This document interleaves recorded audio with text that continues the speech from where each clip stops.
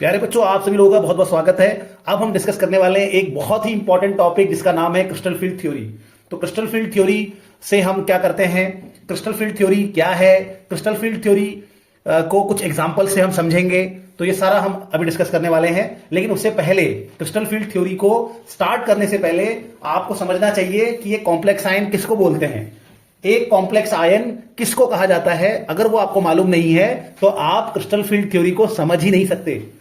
Complex ion कहा जाता है एक ऐसे पॉलीएटॉमिक आयन को, एक ऐसे पॉलीएटॉमिक आयन को, एक ऐसे आयन को जो बहुत सारे एटम से बना है। एक ऐसे पॉलीएटॉमिक आयन को हम कॉम्प्लेक्स आयन कहते हैं जिसमें होता है एक मेटल, जिसमें होता है मेटल और लिगेंड्स, जिसमें होता है मेटल और लिगेंड्स। तो एक पॉलीएटॉमिक आयन जो कि मेटल और लिगेंड के कॉम्बिनेशन से बनता है उसको हम कॉम्प्लेक्स आयन कहते हैं। मेटल और लिगेंड पे जो भी चार्ज होगा उसका टोटल चार्ज यहां लिखा जाएगा। ये प्लस भी हो सकता है प्यारे बच्चों और माइनस भी हो सकता है। तो मेटल और लिगेंड के कॉम्बिनेशन से जो आयन बनता है उसको कॉम्प्लेक्स आयन कहते हैं। मेटल होना चाहिए ट्रांजिशन एलिमेंट, मेटल होना चाहिए डी ब्लॉक का। क्यों?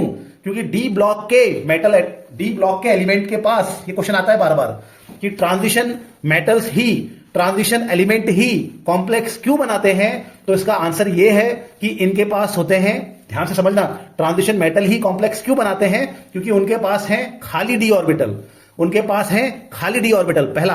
दूसरा, उनका न्यूक्लियर चार्ज बहुत हाई होता है, उनका नाभिकीय आवेश बहुत ज्यादा होता है। तो दो कारण है, एक तो खाली डी ऑर्बिटल और दूसरा न्यूक्लियर चार्ज। तो खाली डी ऑर्बिटल और न्यूक्लियर चार्ज की वजह से वो लिगेंड को अपने पास बुलाते हैं। ये लिगेंड क्या है? लिगेंड हम कहते हैं उनको जो इलेक्ट्रॉन पेयर देते हैं। जैसे कि NH3 में N पे इलेक्ट्रॉन पेयर है, वो इलेक्ट्रॉन पेयर देगा। जैसे कि वाटर में ऑक्सीजन पे इलेक्ट्रॉन पेयर है, वो इलेक्ट्रॉन पेयर देगा। F negative, Br negative, Cl negative, Cn negative, ये सब लिगेंड हैं क्योंकि सबके पास नेगेटिव चार्ज के रूप में इलेक्ट्रॉन पेयर है और ये इलेक्ट्रॉन पेयर देंगे। ये लिगेंड्स हैं, ये अपने इलेक्ट्रॉन पेयर मेटल को देते हैं। तो बच्चों, हम मेटल कॉम्प्लेक्सेस या कॉम्प्लेक्स आयन क्या है इसको हम थोड़ा बहुत समझ चुके हैं। ये मेटल और लिगेंड के कॉम्बिनेशन से बनता है, ये बात भी हम समझ चुके हैं। तो ये जो कॉम्प्लेक्स आयन होता है, इस कॉम्प्लेक्स आयन का, ये जो कॉम्प्लेक्स आयन होता है, इस कॉम्प्लेक्स आयन का आखिर स्ट्रक्चर कैसा होगा, इस कॉम्प्लेक्स आयन का आखिर मैग्नेटिक प्रॉपर्टी कैसी होगी, ये कॉम्प्लेक्स आयन आखिर कलर्ड होते क्यों हैं, ये सारी की सारी चीजों को समझाने के लिए, इन सब बातों को समझाने के लिए बहुत सारी थ्योरीज दी गई हैं। और उन बहुत सारी थ्योरीज में एक बहुत इंपॉर्टेंट थ्योरी है क्रिस्टल फील्ड थ्योरी। तो आखिर ये कॉम्प्लेक्स आयन भाई रंगीन क्यों होते हैं, आखिर ये कॉम्प्लेक्स आयन चुंबकीय क्यों होते हैं, आखिर ये कॉम्प्लेक्स आयन इनकी बॉन्डिंग किस प्रकार की होती है, ये सारी बातों को समझाने के लिए बहुत सारी थ्योरीज हैं। उन्हीं थ्योरीज में से एक थ्योरी है क्रिस्टल फील्ड थ्योरी। अब ये क्रिस्टल फील्ड थ्योरी कहती क्या है, इसके इंपॉर्टेंट पॉइंट्स क्या है, इसको फटाफट से हम समझ लेते हैं। तो क्रिस्टल फील्ड थ्योरी का जो पहला पॉइंट है जो हम लिखेंगे एग्जाम में, वो ये है कि क्रिस्टल फील्ड थ्योरी के अनुसार मेटल एक पॉजिटिव पार्टिकल है। क्रिस्टल फील्ड थ्योरी के अनुसार मेटल क्या है, एक पॉजिटिव पार्टिकल है और लिगेंड एक नेगेटिव पार्टिकल है। तो मेटल और लिगेंड क्या है, चार्ज्ड पार्टिकल हैं। पॉइंट चार्ज पार्टिकल मतलब छोटे छोटे से कण हैं आवेशित। और मेटल कैसा है, मेटल एक पॉजिटिव चार्ज पार्टिकल है और लिगेंड को क्या माना गया है, एक नेगेटिव चार्ज पार्टिकल। और दूसरा पॉइंट, जब लिगेंड, तो नेगेटिव चार्ज लिगेंड जो है वो पॉजिटिव चार्ज मेटल की ओर क्या होता है, अट्रैक्ट होता है। तो यहां पर मेटल और लिगेंड के बीच में कोई ओवरलैपिंग नहीं होती, ऐसा ये थ्योरी कहती है। जैसा वैलेंस बॉन्ड थ्योरी में ओवरलैपिंग के बारे में बात कर रखी है, ऑर्बिटल्स, मेटल के ऑर्बिटल्स लिगेंड के ऑर्बिटल से ओवरलैप करते हैं, ऐसा बता रखा है। लेकिन क्रिस्टल फील्ड थ्योरी कहती है कि भैया मेटल और लिगेंड्स के बीच में कोई ओवरलैपिंग नहीं होती, वो बस एक दूसरे की ओर आकर्षित होते हैं। जैसे कि एक पॉजिटिव आयन एक नेगेटिव आयन की ओर आकर्षित होता है, बस उसी प्रकार से मेटल किसको अट्रैक्ट करता है, लिगेंड को अट्रैक्ट करता है। ठीक है, तो लिखा है मैंने कि मेटल आयन अट्रैक्ट लिगेंड्स। अब अगला पॉइंट क्या है, अगला पॉइंट यह है कि जब लिगेंड मेटल की ओर आकर्षित होते हैं, जब लिगेंड मेटल की ओर आकर्षित होते हैं तो मेटल के जो आखिरी डी ऑर्बिटल्स होते हैं, जो मेटल के वैलेंस शेल के डी ऑर्बिटल्स होते हैं, जो अंतिम कोश के डी कक्षक होते हैं, ये डी कक्षक क्या करते हैं, उस लिगेंड के रास्ते में आ जाते हैं और ये लिगेंड क्या करते हैं, उन डी ऑर्बिटल्स को रिपल करते हैं। क्योंकि लिगेंड्स पे कैसा चार्ज है, माइनस चार्ज है। लिगेंड्स पे कैसा चार्ज है, माइनस चार्ज है। लिगेंड्स पे कैसा चार्ज है, माइनस चार्ज है। तो जब लिगेंड पॉजिटिव मेटल की ओर अट्रैक्ट होते हैं तो रास्ते में जो डी ऑर्बिटल्स होते हैं मेटल के, जो आखिरी शेल के आखिरी कोश के जो डी ऑर्बिटल हैं, जो डी कक्षक हैं, वो कभी कभी लिगेंड से क्या हो जाते हैं, वो लिगेंड के रास्ते में आ जाते हैं। तो लिगेंड्स के जब लिगेंड्स मेटल के नजदीक आ रहा होता है, जब लिगेंड मेटल के करीब आ रहा होता है, आकर्षित होता है, तो बीच में कभी कभी क्या आ जाते हैं, डी ऑर्बिटल आ जाते हैं। ये डी ऑर्बिटल इन लिगेंड के द्वारा क्या होते हैं, प्रतिकर्षित होते हैं, रिपल होते हैं। और रिपल होने की वजह से इन डी ऑर्बिटल की एनर्जी में फर्क आ जाता है। कुछ डी ऑर्बिटल जो रास्ते में आ गए वो ज्यादा रिपल हो गए, कुछ डी ऑर्बिटल जो रास्ते में नहीं आए वो कम रिपल हुए। इस वजह से डी ऑर्बिटल के बीच में क्या आता है, एनर्जी में डिफरेंस आ जाता है। और बस यही कारण है सारी की सारी प्रॉपर्टीज किसी कॉम्प्लेक्स आयन की, जो भी प्रॉपर्टीज होती है उसके कलर्ड होने के पीछे, उसके मैग्नेटिक होने के पीछे, बस ये रिपल्शन, और रिपल्शन की वजह से कुछ डी ऑर्बिटल ज्यादा रिपल महसूस करते हैं, उनकी एनर्जी बढ़ जाती है। कुछ डी ऑर्बिटल जो रास्ते में नहीं आ पाते वो कम प्रतिकर्षण महसूस करते हैं, कम रिपल्शन फील करते हैं, उनकी एनर्जी घट जाती है। तो इस डी ऑर्बिटल का एनर्जी में फर्क आ जाना, रिपल्शन की वजह से फर्क आ जाना, इसको क्रिस्टल फील्ड स्प्लिटिंग कहते हैं। क्रिस्टल फील्ड स्प्लिटिंग कहते हैं। तो कोई पूछे क्या है क्रिस्टल फील्ड स्प्लिटिंग, तो कहना आप कि जब लिगेंड मेटल को अप्रोच करता है, जब लिगेंड मेटल के पास जाता है, तो उस वक्त लिगेंड डी ऑर्बिटल को रिपल करता है। कुछ डी ऑर्बिटल लिगेंड के करीब होते हैं तो वो ज्यादा रिपल्शन महसूस करते हैं, और कुछ डी ऑर्बिटल लिगेंड से दूर होते हैं तो वो कम रिपल्शन महसूस करते हैं। और इस आधार पे डी ऑर्बिटल्स की एनर्जी में फर्क आ जाता है। जो ज्यादा रिपल्शन महसूस करेगा वो उसकी एनर्जी बढ़ जाएगी, और जो कम रिपल्शन महसूस करेगा उसकी एनर्जी कम हो जाएगी। और इसी को कहते हैं डी ऑर्बिटल्स जिनकी एनर्जी अभी तक बराबर थी वो एनर्जी के 2 लेवल्स में बढ़ जाते हैं। इसी को हम क्रिस्टल फील्ड स्प्लिटिंग कहते हैं। हम इसको अब आगे समझेंगे डिटेल में, ऑक्टाहेड्रल कॉम्प्लेक्सेस के केस में और टेट्राहेड्रल कॉम्प्लेक्सेस के केस में। अभी हम इसको देखेंगे और इसको और डिटेल में समझेंगे इस पूरे कॉन्सेप्ट को। तो ये पॉइंट्स जो हम लिखेंगे, ये हम पॉइंट्स लिखेंगे जब हमसे पूछा जाएगा क्रिस्टल फील्ड थ्योरी क्या है, तो हमें इन पॉइंट्स को इस प्रकार से लिखना है। अब हम बच्चों चलते हैं ऑक्टाहेड्रल कॉम्प्लेक्सेस और टेट्राहेड्रल कॉम्प्लेक्सेस को देखते हैं, और वहां पर हम समझते हैं इस बात को कि भाई क्रिस्टल फील्ड थ्योरी क्या है और किस प्रकार से हमें उत्तर एग्जाम में लिखना है। प्यारे बच्चों, अब हम क्रिस्टल फील्ड स्प्लिटिंग को डिस्कस करने वाले हैं ऑक्टाहेड्रल कॉम्प्लेक्सेस के केस में। यानी कि अभी ऑक्टाहेड्रल कॉम्प्लेक्सेस क्या होते हैं और उनमें क्रिस्टल फील्ड स्प्लिटिंग कैसी होती है, इसको हम समझेंगे। लेकिन उससे पहले आपको डी ऑर्बिटल्स के बारे में समझ लेना चाहिए प्यारे बच्चों, ठीक है। तो डी ऑर्बिटल्स क्या होते हैं डी ऑर्बिटल्स 5 डी ऑर्बिटल्स होते हैं, ठीक है। 5 डी सबशेल में 5 डी ऑर्बिटल्स होते हैं। तो ये 5 डी ऑर्बिटल्स कौन कौन से होते हैं, एक होता है डी एक्स वाई, फिर एक होता है डी वाई जेड, फिर एक होता है डी एक्स जेड, और ये है डी जेड स्क्वायर, और फिर ये है D X square Y square. तो डी एक्स वाई को डी एक्स वाई क्यों बोलते हैं, D X Y D orbital में 4 लोब होते हैं, इनको लोब कहा जाता है। ऑर्बिटल हम उनको कहते हैं एक ऐसा क्षेत्र जहां इलेक्ट्रॉन पाए जाने की संभावना सबसे ज्यादा है, उसको हम ऑर्बिटल कहते हैं। तो नाभिक के चारों ओर, न्यूक्लियस के चारों तरफ ऐसा रीजन जहां इलेक्ट्रॉन के पाए जाने की प्रोबेबिलिटी सबसे हाई होती है, उसको हम ऑर्बिटल कहते हैं। तो यहां डी ऑर्बिटल है, ये डी एक्स वाई है। डी एक्स वाई का मतलब है कि एक्स और वाई के बीच में इसके लोब होंगे। ये जो लोब है, ये जो इसके लोब हैं, ये लोब कहां पे होंगे प्यारे बच्चों, ये लोब एक्स और वाई के बीच में होंगे। तो एक्स और वाई के बीच में अगर लोब है तो उसको डी एक्स वाई कहा जाता है, और वाई और जेड के बीच में है। यानी कि हमारे एक्सेस ऐसे होता है ना, एक एक्स एक्सेस होता है, एक ऊपर को वाई एक्सेस होता है, फिर जेड एक्सेस होता है, तो उनके बीच में, ठीक है। तो अगर मैं अभी यहां पे आप बोलेंगे अभी एक्स दिखाया तो जेड दिखा दिया, तो ये समझ जाना कि ये आगे वाले जेड की बात हो रही है, आगे की तरफ है ऐसे, ठीक है, ऐसा समझ जाना। क्योंकि हम बोर्ड में बना रहे हैं, हमें वैसे कोई खास इससे मतलब नहीं है, जो पॉइंट मैं आपको बताऊंगा थोड़ी देर में उससे महत्व है। बस ये समझ जाना कि यहाँ एक्स दिखाया है तो यहाँ जेड भी दिखा सकते हैं, नो प्रॉब्लम। ये जेड एक्चुअली ऐसा है, आगे की तरफ है, ठीक है, वो मैं बोर्ड में ऐसे चिपका के दिखा रहा हूं, ठीक है। तो डी जेड वाई क्या होता है, डी जेड वाई हम उस डी ऑर्बिटल को कहते हैं प्यारे बच्चों, उस डी ऑर्बिटल को डी जेड वाई कहेंगे जिसमें लोब जेड और वाई एक्सेस के बीच में रहते हैं। वैसे डी एक्स जेड हम उस डी ऑर्बिटल को कहते हैं जहां पे लोब डी ऑर्बिटल के लोब्स कहां होते हैं, एक्स और जेड के बीच में होते हैं। और डी जेड स्क्वायर इस शेप का होता है ये डी ऑर्बिटल, और इसका जो लोब होता है वो जेड एक्सिस के ऊपर रहता है, ठीक है, ये याद रखना। तो डी जेड स्क्वायर का लोब कहां रहता है, जेड एक्सिस के ऊपर होता है। फिर है एक last D X square Y square. D X square Y square के जो ये लोब होते हैं वो एक्स और वाई एक्सिस पे रहते हैं, वो एक्स और वाई एक्सिस पे रहेंगे। ये एक्स एक्सिस है और वाई एक्सिस है, उसके ऊपर ये लोब रहेंगे। इन पांचों को देखो, इन पांचों को देखने पर आप ये रट लो कि जिनमें एक्स वाई, वाई जेड और एक्स जेड है, ये डी ऑर्बिटल कहां पे रहता है? एक्सिस के बीच में रहता है। एक्सिस के बीच में, ये एक्स है, वाई है, उसके बीच में रह रहा है। यहां पे जेड है, वाई है, उसके बीच में रह रहा है। तो D X Y, D Y Z, D X Z, ये तीन ऐसे डी ऑर्बिटल हैं जिनके लोब, इनको लोब कहते हैं, जिनके जो लोब से हैं, जिनका जो बैलून टाइप का जो स्ट्रक्चर है वो अक्ष के बीच में रहता है, यानी कि एक्सेस के बीच में रहता है। लेकिन जो डी जेड स्क्वायर है और D X square Y square है, ये अक्ष के ऊपर रहते हैं, एक्सेस के ऊपर रहते हैं। यही आपको याद रखना है। तो तीन है जो एक्सेस के बीच में रहते हैं। कौन कौन से हैं? एक्स वाई, वाई जेड और एक्स जेड।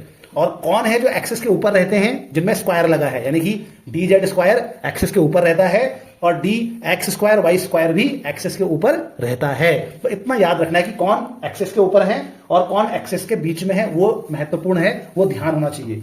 बेटा इन सभी डी ऑर्बिटल की एनर्जी बराबर होती है, इन सभी डी ऑर्बिटल की एनर्जी बराबर होती है। और जब एनर्जी बराबर होती है तो उनको कहते हैं डी जनरेट। क्या कहते हैं? D generate. तो डी जनरेट शब्द का प्रयोग तब होता है जब ऑर्बिटल्स की एनर्जी बराबर होती है। तो all 5 D orbitals have same energy, इनकी एनर्जी क्या रहती है? सेम रहती है। इसको याद रखना है, ठीक है। ये लिगेंड के आने से पहले की कहानी है कि जो पांचों डी कक्षक होते हैं वो समान ऊर्जा के होते हैं, और समान ऊर्जा के जब कोई ऑर्बिटल्स होते हैं तो उनको डी जनरेट ऑर्बिटल्स कहा जाता है, ठीक है। अब हम आते हैं ऑक्टाहेड्रल कॉम्प्लेक्सेस में। तो आपने यहां पे दो बातें याद रखनी है कि कौन है जो एक्सिस के बीच में है और कौन है जो एक्सिस के ऊपर है। एक्सिस के बीच में होंगे X Y, Y Z, Y X Z, और एक्सिस के ऊपर होंगे स्क्वायर वाले, यानी कि डी जेड स्क्वायर और D X square Y square. नाम भी याद कर लेना है। दूसरा ये भी याद रखना है कि इन सभी की एनर्जी सेम होती है, इसी वजह से इनको हम कभी कभी डी जनरेट डी ऑर्बिटल भी कहते हैं। अब आते हैं ऑक्टाहेड्रल कॉम्प्लेक्स। ऑक्टाहेड्रल कॉम्प्लेक्सेस में अब हम क्रिस्टल फील्ड स्प्लिटिंग को समझने वाले हैं, ठीक है। तो उससे पहले हम ऑक्टाहेड्रल कॉम्प्लेक्स होता क्या है? ऑक्टाहेड्रल कॉम्प्लेक्स हम उसको कहते हैं जहां लिगेंड्स 6 होते हैं, या वैसे जहां लिगेंड्स 6 होते हैं वो ऑक्टाहेड्रल कॉम्प्लेक्स हैं, लेकिन असल में इसका सही आंसर है जहां मेटल लिगेंड्स के साथ 6 बॉन्ड बना रहा है। मेटल लिगेंड के साथ कितने बॉन्ड बना रहा है? 6 बॉन्ड बना रहा है, ठीक है। और इन बॉन्ड को हम कोऑर्डिनेट बॉन्ड कहते हैं। क्या कहते हैं इनको? Coordinate bond. क्यों कहते हैं कोऑर्डिनेट? क्योंकि लिगेंड यहां इलेक्ट्रॉन दे रहा होता है, दोनों इलेक्ट्रॉन लिगेंड की ओर से ही आ रहे होते हैं, इसीलिए इस प्रकार के बॉन्ड को कोऑर्डिनेट बॉन्ड कहते हैं। तो ऐसा बॉन्ड जहां दोनों इलेक्ट्रॉन एक ही की ओर से आते हैं, एक ही स्पीशीज दोनों इलेक्ट्रॉन देता है, उसको कोऑर्डिनेट बॉन्ड कहते हैं। तो लिगेंड इलेक्ट्रॉन देते हैं मेटल को, तो ये कोऑर्डिनेट बॉन्ड बनता है। तो अगर किसी कॉम्प्लेक्स में 6 कोऑर्डिनेट बॉन्ड होंगे, कितने कोऑर्डिनेट बॉन्ड होंगे? 6 कोऑर्डिनेट बॉन्ड होंगे, यानी कि उसका कोऑर्डिनेशन नंबर 6 होगा। इसको बोलते हैं कोऑर्डिनेशन नंबर। तो मेटल लिगेंड के साथ कितने कोऑर्डिनेट बॉन्ड बना रहा है? अगेन, मेटल लिगेंड के साथ कितने कोऑर्डिनेट बॉन्ड बना रहा है? इसको हम उसका कोऑर्डिनेशन नंबर कहते हैं। इसी अगर यही कोऑर्डिनेशन नंबर 6 होगा, यानी कि 6 बॉन्ड बन रहे होंगे, 6 कोऑर्डिनेशन नंबर होगा, तब हम कहते हैं कि ये कॉम्प्लेक्स क्या हो जाएगा? ऑक्टाहेड्रल कॉम्प्लेक्स हो जाएगा। तभी ऑक्टाहेड्रल कॉम्प्लेक्स ही क्यों हुआ, इसका कुछ और शेप क्यों नहीं हुआ, इस बारे में हम डिस्कस करेंगे अभी थोड़ी देर में। तो ये हमारे पास 6 लिगेंड है। हाँ भैया 6 लिगेंड है। तो ये हमारा एक ऑक्टाहेड्रल कॉम्प्लेक्स हो गया। यहाँ एम मेटल है, एल लिगेंड है, और इन दोनों का टोटल चार्ज यहाँ पे लिखा हुआ है, जो कि कुछ भी हो सकता है, प्लस माइनस कुछ भी हो सकता है, ठीक है। अब क्या होता है? अब ये हमारे पास बच्चों, ये मेटल है बीच में, इसके ऊपर मैंने कुछ चार्ज दिखा रखा है। मेटल है बीच में, इसके ऊपर क्या दिखा रखा है? कुछ चार्ज है, पॉजिटिव चार्ज है। अब ये मेटल से मैं 6 एक्सेस पास करता हूं, ठीक है। सॉरी, इस मेटल से मैं 3 एक्सेस पास करता हूं, तो एक अक्ष पास कर रहा हूं, इसको बोलते हैं एक्स एक्सेस, और एक ये वाई एक्सेस है बोर्ड में, और बोर्ड के अंदर बाहर ऐसे करके, ये मेरा ये है ना, क्या बोलते हैं इसको, ये जो हमारा मार्कर है, ऐसे करके, अब इसको दिखा नहीं पाएंगे हम, तो ये ऐसे करके अंदर बाहर है, ये हमारा जेड एक्सेस है, यानी कि ये जेड एक्सेस बोर्ड के अंदर बाहर है।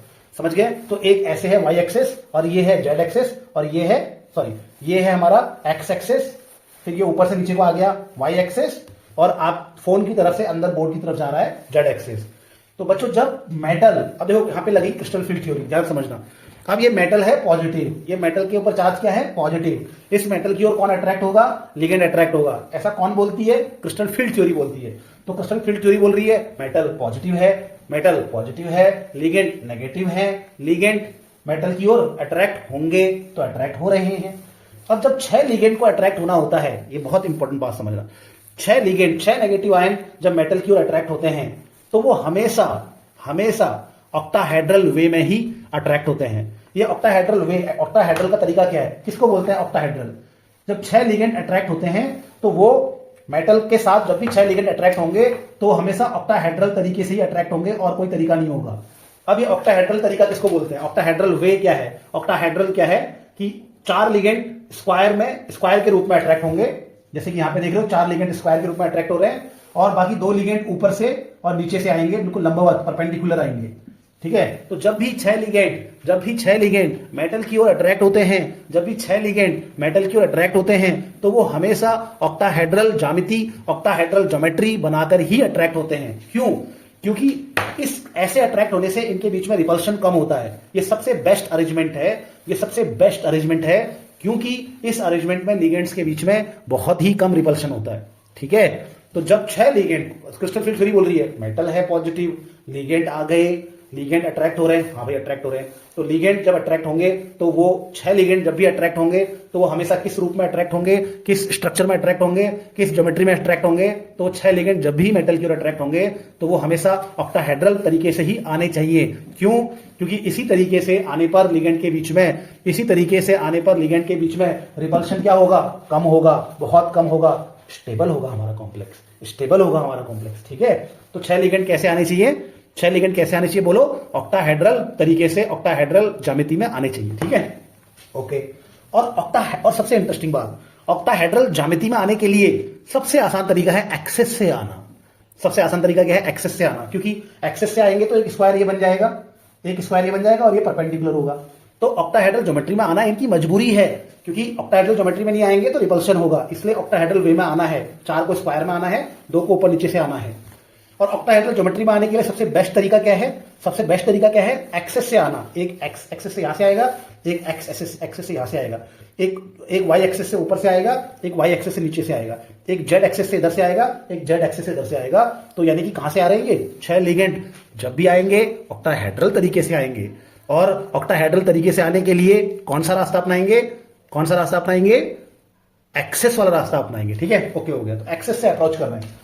अब देखो बेटा, एक्सेस से अप्रोच कर रहे हैं। अब हम मेटल के डी ऑर्बिटल्स को लेते हैं। मेटल के पास कितने डी ऑर्बिटल्स होते हैं? 5 डी ऑर्बिटल्स होते हैं। ठीक है, एक का नाम है डी एक्स वाई, एक का नाम है डी वाई जेड, एक का नाम है डी एक्स जेड और एक का नाम है डी जेड स्क्वायर, एक का नाम है D X square Y square. ठीक है, तो ये 5 होते हैं। एक बार मैं इसको नीचे बना रहा हूं। तो ये 5 डी, और यहां से स्टार्ट करेंगे। ये 5 डी ऑर्बिटल है, दिख रहा है, आ रहा है वीडियो? ठीक है, ये 5 डी ऑर्बिटल है। ये विदाउट लिगेंड है, विदाउट लिगेंड। जब लिगेंड नहीं है तो इन 5 की एनर्जी क्या है? बराबर है। तो ये 5 डी ऑर्बिटल की एनर्जी क्या है? बराबर है। अभी लिगेंड का कोई अता पता ही नहीं है, अभी लिगेंड का कोई अता पता ही नहीं है। अब लिगेंड आना स्टार्ट हो गए। अब लिगेंड आना क्या हो गया? स्टार्ट हो गए। अब लिगेंड बहुत दूर है, अभी बहुत नजदीक नहीं आए हैं, दूर है। इसको बोलते हैं स्पेरिकल अप्रोच। एक गोल गोल अगर बनेगा, अगर आप बनाना चाहो, आप कल्पना करोगे तो एक गोल बन रहा है। तो जब लिगेंड स्पेरिकल अप्रोच करते हैं, अब यहाँ पे लिगेंड आना स्टार्ट हो गए, तो जब लिगेंड आना स्टार्ट हो जाते हैं तो 5 डी ऑर्बिटल जो बाहर हैं वो 5 के 5 लिगेंड से एक समान रिपल्शन महसूस करते हैं।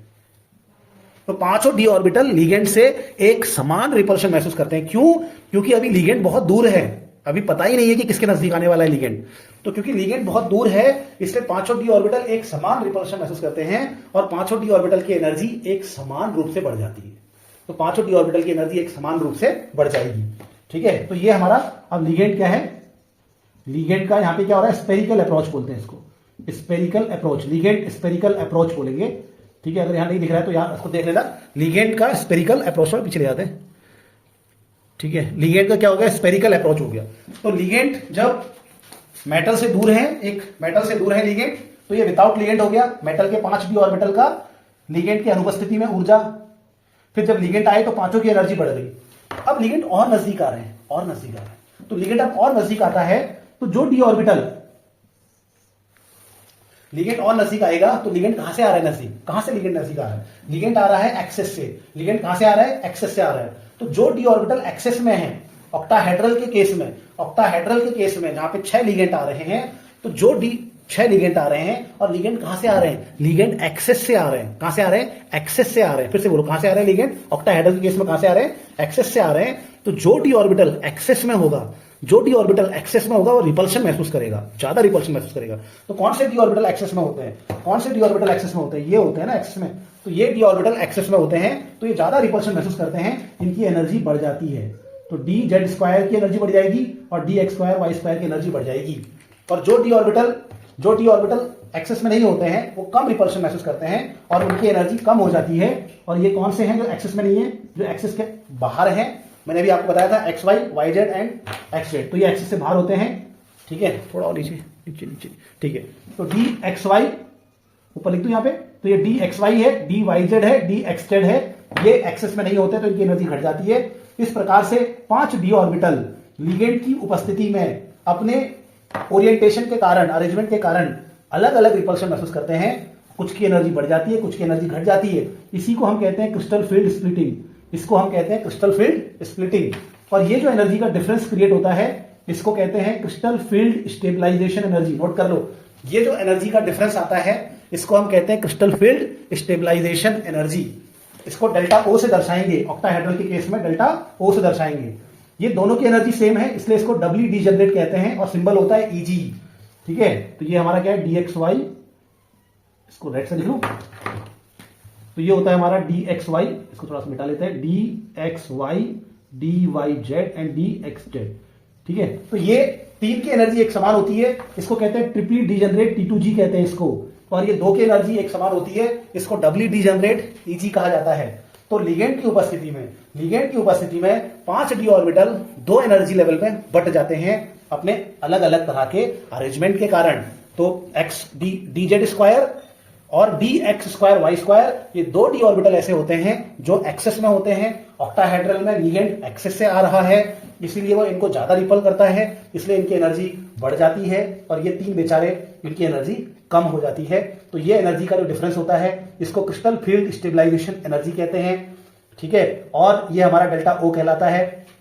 जो लिगेंड ज्यादा एनर्जी का डिफरेंस क्रिएट करते हैं, कुछ लिगेंड्स ज्यादा रिपल करते हैं, ज्यादा एनर्जी का डिफरेंस क्रिएट करते हैं, उनको स्ट्रॉन्ग लिगेंड कहते हैं। जो लिगेंड डेल्टा ओ का मान ज्यादा रखेंगे, जिन लिगेंड की उपस्थिति में डेल्टा ओ का मान ज्यादा होगा, ठीक है, यानी कि वो ज्यादा रिपल कर रहे हैं, ज्यादा एनर्जी का डिफरेंस क्रिएट कर रहे हैं, उन लिगेंड्स को स्ट्रॉन्ग लिगेंड कहा जाता है।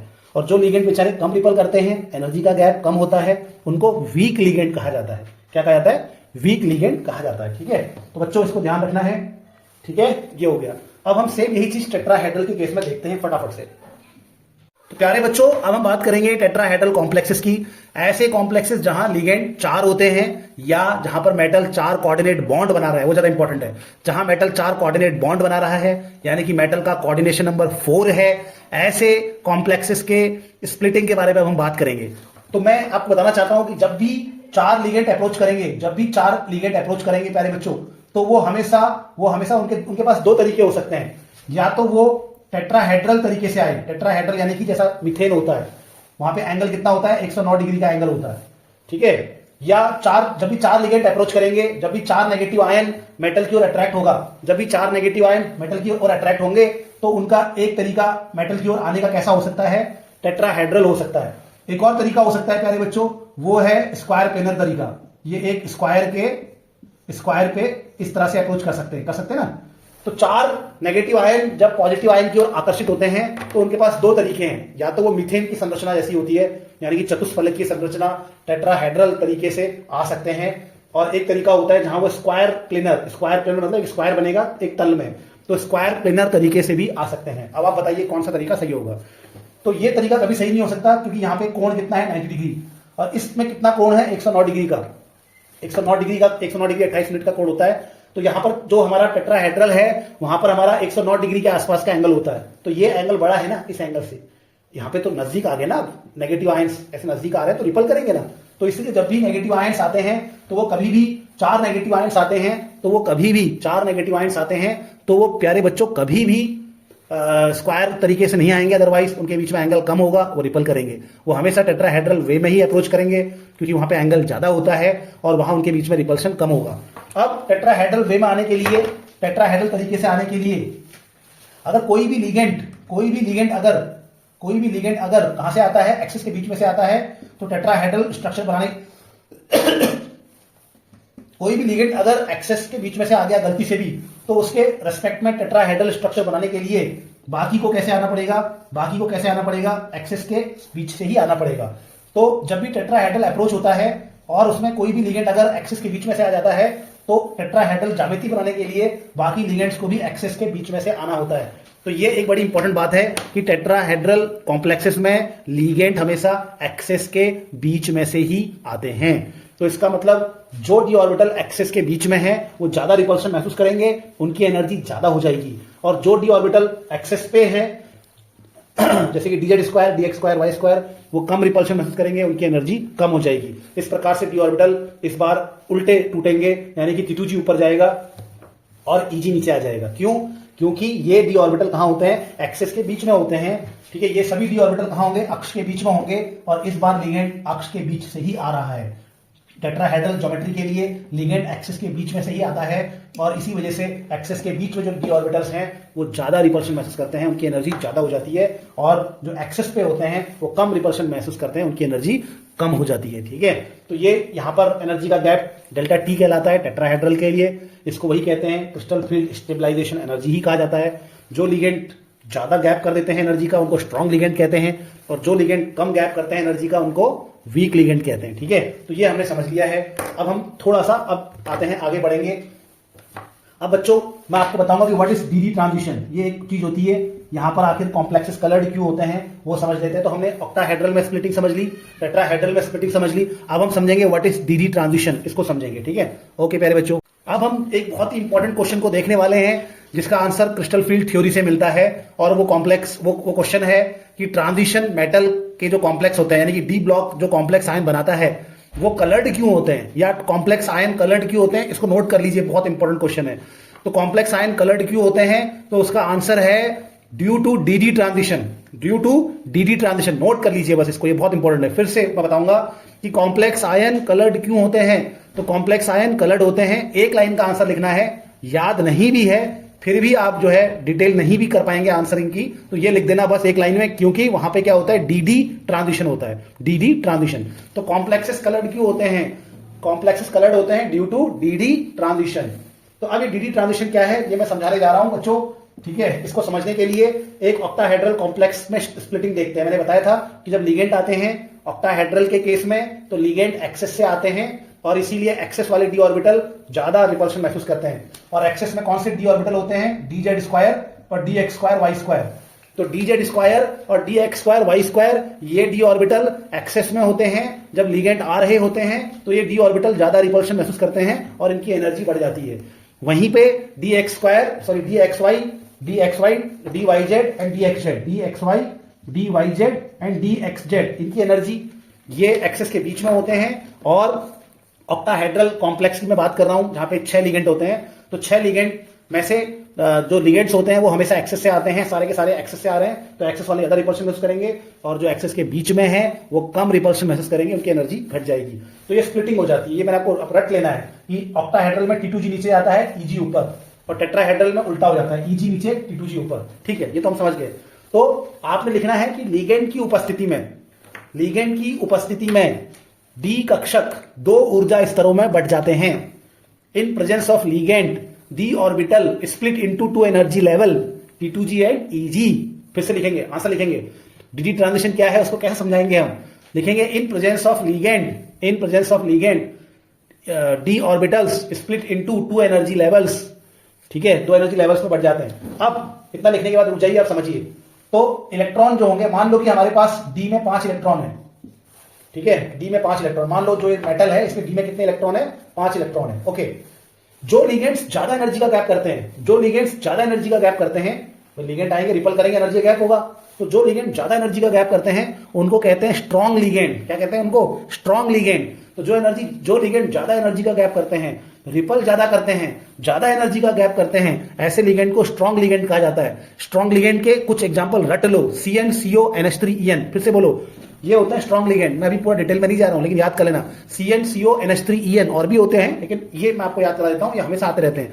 तो CnCO NH3En, फिर से बोलो, CnCO NH3En, ये क्या होते हैं, स्ट्रॉन्ग लिगेंड होते हैं। ये ज्यादा एनर्जी का गैप क्रिएट करते हैं, ये रिपल ज्यादा करते हैं, ज्यादा एनर्जी का गैप करते हैं। तो मान लो कि हमारे पास जो मेटल है उसमें 5 डी ऑर्बिटल हैं, और वो मेटल के साथ हमारे 6 Cn है, 6 क्या है Cn है, और जो भी कुछ चार्ज होगा यहाँ पे वो हमें मालूम नहीं है, चार्ज प्लस भी हो सकता है माइनस भी हो सकता है।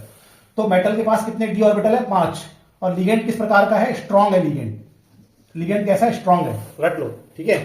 तो बेटा स्ट्रॉन्ग लिगेंड याद करो CnCO NH3En, CnCO NH3En ये याद कर लो स्ट्रॉन्ग लिगेंड है। तो ये मेटल के पास मान लेते हैं 5 इलेक्ट्रॉन है, इस डीजी ट्रांजिशन को समझाने के लिए मैं बता रहा हूं 5 इलेक्ट्रॉन है, और लिगेंड कैसा है बहुत ही स्ट्रॉन्ग है। लिगेंड स्ट्रॉन्ग होगा तो एनर्जी गैप क्या होगा, ज्यादा होगा। लिगेंड अगर स्ट्रॉन्ग होगा तो एनर्जी गैप क्या होगा, ज्यादा होगा, ठीक है, एनर्जी गैप ज्यादा है। अब हमें ये 5 इलेक्ट्रॉन यहां भरने हैं, यहां नहीं भरेंगे हम, यहां नहीं भरेंगे, यहां भरेंगे, क्योंकि लिगेंड की उपस्थिति में डी ऑर्बिटल तो बट गए हैं ना, तो अब यहां भरेंगे हम। तो यहां 5 इलेक्ट्रॉन भरने हैं, तो कैसे भरेंगे, मैं जरा इसको रेड से दिखाता हूं कैसे भरेंगे। 1 2 3 और चौथा ऊपर जाएगा, लेकिन क्योंकि एनर्जी गैप ज्यादा है, एनर्जी गैप क्या है, ज्यादा है, इसलिए चौथा इलेक्ट्रॉन ऊपर नहीं जाएगा भैया, याद रखना एनर्जी गैप ज्यादा है इसलिए चौथा इलेक्ट्रॉन ऊपर नहीं जाएगा, वो नीचे ही पेयर हो जाएगा। 1 2 3 4 5 ये ऐसे पेयर हो गया। तो ये इस केस में इलेक्ट्रॉनिक कन्फिग्रेशन क्या है, T2G5, और Eg में कोई भी इलेक्ट्रॉन है क्या, नहीं है, तो ये इसका इलेक्ट्रॉनिक कन्फिग्रेशन हो गया। तो अगर स्ट्रॉन्ग लिगेंड है तो एनर्जी गैप क्या कर देगा, ज्यादा कर देगा। और स्ट्रॉन्ग लिगेंड कौन से होते हैं, ये रट लो यार, CnCO NH3En स्ट्रॉन्ग होते हैं, एनर्जी गैप ज्यादा हो गया। अब अगर मुझे डी इलेक्ट्रॉन भरने हैं तो नीचे से स्टार्ट करेंगे, 1 2 3, अब ऊपर नहीं जाएगा क्योंकि गैप ज्यादा है ना, तो ये ऊपर नहीं जाएगा, तो नीचे ही पेयर हो जाएगा, तो ये पेयरिंग हो गया। और इलेक्ट्रॉनिक कन्फिग्रेशन कैसे लिखेंगे, T2G5 Eg0, गॉट इट। तो ये इलेक्ट्रॉनिक कन्फिग्रेशन लिखने का तरीका भी मैंने आपको बता दिया। अच्छा अगर यहाँ पे ये स्ट्रॉन्ग लिगेंड नहीं होता, वाटर होता मान लेते हैं, तब क्या होता, अगर यहाँ पे ये वाटर होता, H2O होता तो क्या होता, H2O तो स्ट्रॉन्ग लिगेंड नहीं है, सर ने आपको क्या क्या रटाया है, CnCO NH3En ये स्ट्रॉन्ग है, H2O तो स्ट्रॉन्ग नहीं है। तो H2O स्ट्रॉन्ग नहीं है, तो ऐसे केस में क्या होगा, एनर्जी गैप कम होगा, डेल्टा O कम होगा, डेल्टा O कम होगा, ये गैप कम होगा। अब हमें 5 इलेक्ट्रॉन भरने हैं, तो एक मैं राइट से भरता हूं 5 इलेक्ट्रॉन से, यही केस है। अब ये लिगेंड कैसा हो गया, वीक हो गया। स्ट्रॉन्ग लिगेंड ये है, इनको रटो, कम से कम इनको तो रट लो पहले। तो अब हमें 5 इलेक्ट्रॉन भरने हैं, तो कैसे भरेंगे, 1 2 3, अब जाएगा 4 5, अब जाएगा ऊपर, ठीक है। तो क्योंकि गैप कम है तो 3 नीचे पहले भरेंगे, और अगर गैप कम है तो फिर ऊपर भरेंगे, लेकिन अगर गैप ज्यादा है तो पहले नीचे भरेंगे और फिर पेयरिंग भी नीचे ही करेंगे, ऊपर नहीं ले जाएंगे। तो इसका इलेक्ट्रॉनिक कन्फिग्रेशन क्या हो जाएगा, इसका इलेक्ट्रॉनिक कन्फिग्रेशन जाएगा T2G में 3, Eg में 2 इलेक्ट्रॉन है, ठीक है। चलो ये तो मैंने बता दिया आपको। अब मैं जो बता रहा था वो ये बता रहा था कि डी ट्रांजिशन क्या है। तो लिगेंड की उपस्थिति में 2 ऊर्जा स्तरों में क्या है, डी ऑर्बिटल बढ़ गए। अब जो इलेक्ट्रॉन नीचे है, ये इलेक्ट्रॉन, ये जो इलेक्ट्रॉन नीचे है, नीचे वाले डी में है, ये एनर्जी लेके ऊपर जाता है, जंप करता है, और एनर्जी कहां से लेता है, सनलाइट से एनर्जी लेता है। तो जो इलेक्ट्रॉन नीचे होते हैं, नीचे डी ऑर्बिटल्स में होते हैं, they take the energy from outer source and jump into the higher energy level. तो डी से डी में ट्रांजिशन हो गया, डी से डी में कूद गया। और जब ये इलेक्ट्रॉन वापस लौटेगा मूल अवस्था में, तो अवशोषित ऊर्जा को छोड़ेगा, रंगीन लाइट के रूप में, कलर्ड लाइट के रूप में छोड़ेगा। इसी वजह से ये कलर्ड होते हैं, ठीक है, समझ गए। तो डी ट्रांजिशन क्या है, लिगेंड की उपस्थिति में डी ऑर्बिटल 2 एनर्जी लेवल में टूट जाते हैं। फिर नीचे जो इलेक्ट्रॉन नीचे उपस्थित होते हैं, निम्न ऊर्जा स्तर में उपस्थित होते हैं, लोअर एनर्जी में उपस्थित होते हैं, वो इलेक्ट्रॉन एनर्जी लेके ऊपर जाते हैं। ऊपर जाने के बाद जब वो इलेक्ट्रॉन दोबारा अपनी सामान्य अवस्था में लौटते हैं, तब उस अवशोषित ऊर्जा को, एब्जॉर्ब एनर्जी को छोड़ते हैं इन फॉर्म ऑफ लाइट। इसकी वजह से हमें कॉम्प्लेक्स कैसा दिखता है, कलर्ड दिखता है, और इसी प्रोसेस को हम डीजी ट्रांजिशन कहते हैं। तो अब इसको आप आंसर कंप्लीट करो। तो in presence of ligand, D orbital split into 2 energy level, bracket में लिखो T2G एंड Eg। अब लिखो नेक्स्ट लाइन से, electron from lower energy D orbital take energy from outside and jump into higher energy D orbital. तो electron from lower energy D orbital take energy from outside and jump into the higher energy D orbital. This is called DD transition. D से D में कूदा ना, DD transition. When this electron come back to its normal state, it release absorb energy in form of light. Therefore complexes are colored. Thank you very much. मुझे उम्मीद है आपको चीजें समझ में आ रही होंगी। एक अच्छे इंसान बनो, कोशिश करो कि हिम्मत कभी मत हारना। धन्यवाद बच्चों।